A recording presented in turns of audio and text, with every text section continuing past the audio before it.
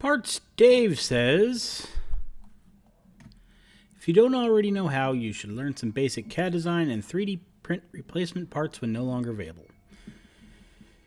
You know what, Parts Dave? 8943, you are right. Enter stage left, my new 3D printer. This is from a brand KOKONI. It's an EC2 plug-and-play 3D printer. It is app controlled. According to this, we have upgraded speed, silent printing, 3 color options, compact design, which was kind of important to me, smart app controlled, which is next, remote monitoring, that's handy for long prints, I suppose. Exclusive model gallery, they give you a whole bunch of things that you can print out on their app, and safe design. So I don't know, probably can't get your finger in there while it's printing or something. So the remote monitoring is kind of interesting. It also says it has a 720p camera for time-lapse videos. As a person that makes YouTube videos, that might be handy to, make stuff. But the app control and the model gallery is really kind of what I was after. I did the AutoCAD 3D design, so I know a little bit about it. I've just never actually done it for myself, just on their little classes. So kind of looking for something entry level. And then the model gallery, a whole bunch of little toys and stuff for the kids. And I think as this technology progresses, I think they should be familiar with it. So at least they'll kind of, way to get their foot in the door. So it kind of looks like that, which I thought was kind of nice. The plan is to leave it on the bookshelf over there in the corner. Garage space is kind of at a premium. I don't want this thing sitting there in the garage. But given the way it looks, not like, some industrial Johnny 5 looking robot, she's not going to care if it's sitting over on the shelf. So let's get it opened and have a look.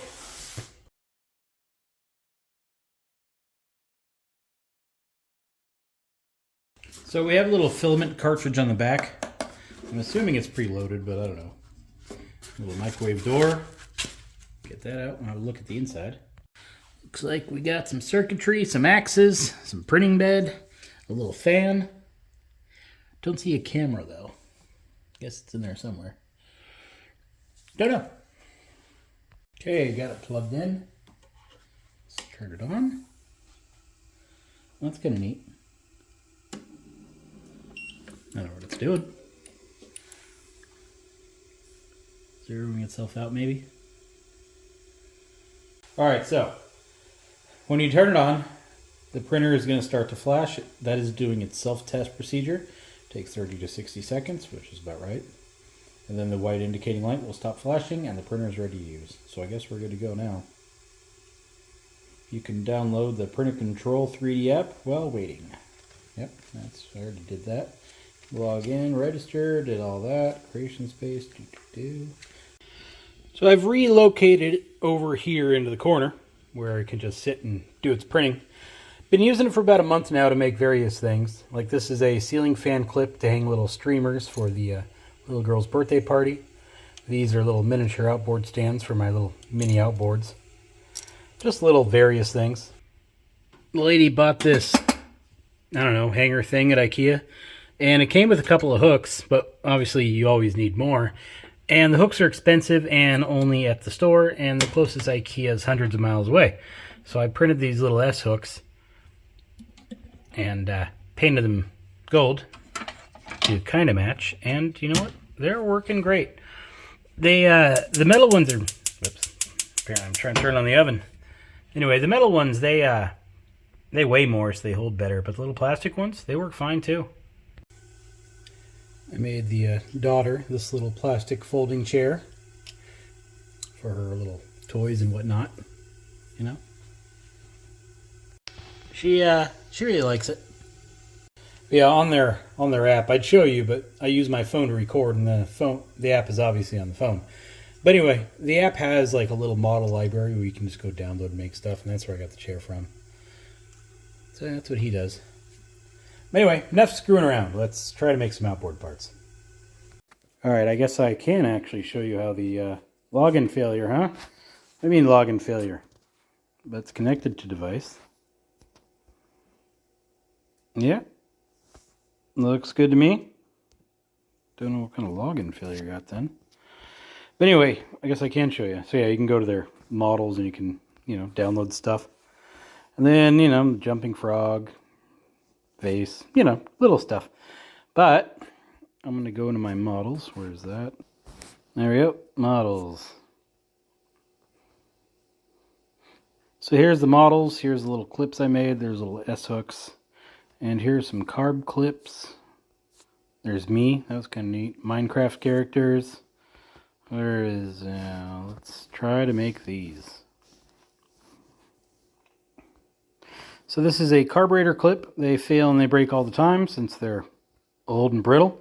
So I'm going to print one of those out. So you can kind of see in there. It's printing its little thing.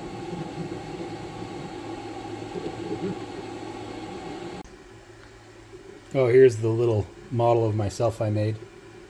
That's all in their app. Like you can take a picture of yourself and then it turns it into a 3D image and then it prints it out. It's pretty handy. So here's the 3D model average. So you can see the AI 3D avatar modeling. That's what I use for that. But then we also have the 3D scan and print. Yeah, I already watched this. I don't know why. There we go. Anyway, so you take a bunch of photos, and apparently you can use that to make a 3D print of stuff. The problem is it doesn't work. My camera is on, and I'm waving my hand in front of it. It just doesn't work. Now, I stole the lady's iPhone for a little while, and it worked fine on there. It just doesn't work on my Android. I don't know. They need to fix that. So that part doesn't work, which is pretty unfortunate. Because I really wanted to make a 3D scan of this motor so that I could make little Christmas ornaments like this little guy.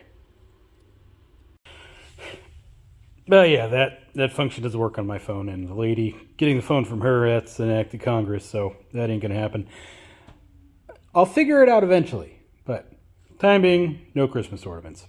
And here it is, fresh out of the printer. I gotta clean up a little support. I'll do that in a second. Well, anywho, let's make something else. Just gotta remember how to do this. Yeah, I think that stays there.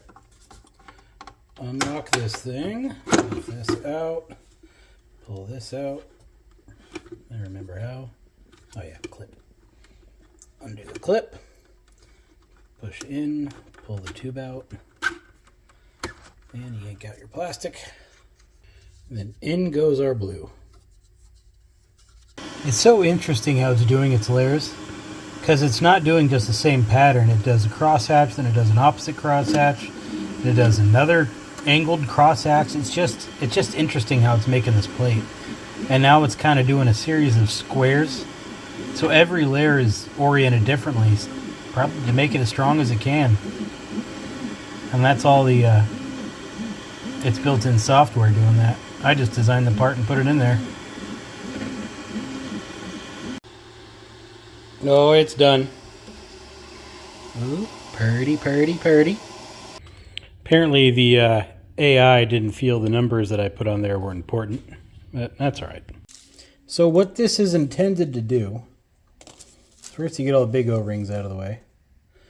And then you're left with a bunch of O-rings with a real close inner diameter. So in theory,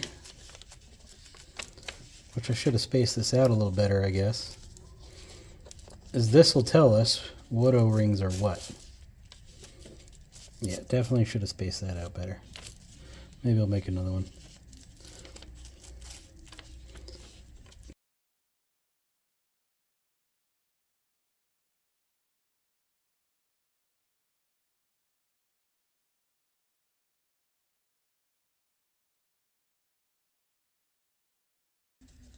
It's too small.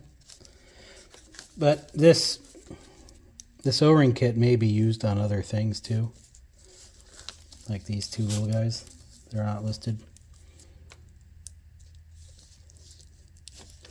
So yeah, that basically shows us what all goes where. Well, it sizes the inside anyway. And we can use this to reference where all those little O-rings go there. You know, this 3D printing thing, it's kind of neat. As far as like, I don't know, parts that, well, parts in general, like you can make all kinds of brackets and mounts and all kinds of neat stuff, really. But as far as like internal engine parts that require pressure, I don't know. I don't think I see it. You know, like that carb clip thing I made, that thing broke the second I tried putting it in. So I didn't really get any footage of that. Should have recorded trying to put it in, but here we are.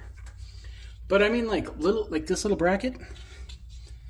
I mean, you're not just gonna go find a hubcap bracket down at the Home Depot, you know?